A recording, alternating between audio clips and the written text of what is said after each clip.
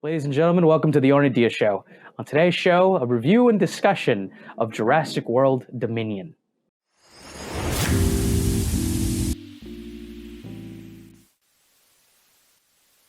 By all accounts and interviews, Jurassic World Dominion will be the final film in the Jurassic Park franchise. Now, if you have been paying attention to the critics, you may know that this movie is not doing well critically. It currently is very rotten on Rotten Tomatoes. However, it is doing quite well in the box office. At least the first weekend, it did really, really good. Now, do I agree with most of the critics that this movie is not great?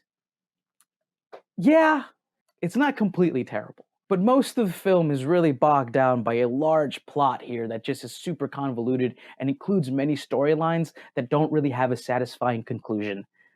Jurassic Park Dominion takes place a few years after the events of Fallen Kingdom, where Chris Pratt's character and Bryce Dallas Howard's character have taken in a clone that they have kidnapped from a lab from the people who created the dinosaurs and are now in hiding.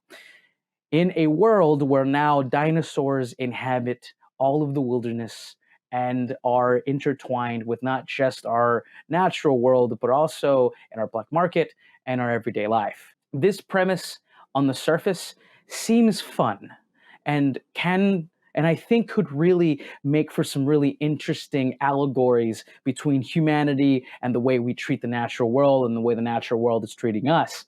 However, at the beginning of this movie, this world is presented to us just very ham-fistedly, just super right in your face. It's happening. Dinosaurs are everywhere. We're just going to have to deal with it. And because of that, the dinosaurs just aren't that scary. And I think that's what makes a really good Jurassic Park film, where the dinosaurs are menacing, and the story does revolve around a small group of characters trying to escape the clutches of an island, and the suspense is heightened every time a dinosaur is in the frame. That is gone from this movie. It is pure action fluff, with some really spectacular effects and action sequences that are genuinely fun. However, the convoluted plots that intertwine in this film just do not satisfy. Now, I have to state that the inclusion of the original Jurassic Park actors, Jeff Goldblum, Laura Dern, and Sam Neill, was a breath of fresh air, and they genuinely bring some interesting stuff to the story, and I believe that their characters are truly utilized very well towards the end of the movie. But for most of the movie, they are in this giant convoluted plot about a Steve Jobs-esque villain who was trying to destroy crops in the world so that his company can rule agriculture. And it is just kind of out of nowhere. It doesn't include any dinosaurs either, which is kind of weird. So the middle of this movie has almost no dinosaur action, except for a really amazing chase sequence through the streets of an ancient city with motorcycles, reminiscing from the first Jurassic World movie, where Chris Pratt was also on a motorcycle being chased by raptors. That's fun for sure. But going back to Chris Pratt's and his storyline, it turns into this Fast and the Furious like movie where you just don't believe that he could be put in that situation.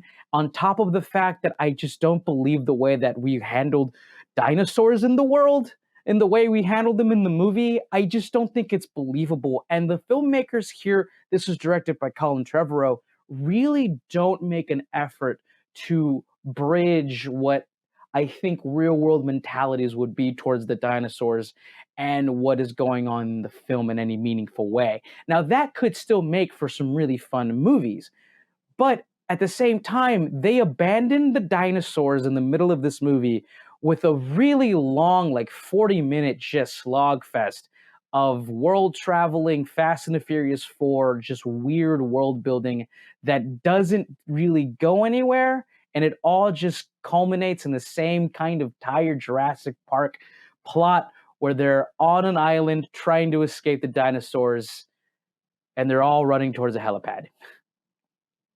In the end, most of this movie is just a convoluted mess.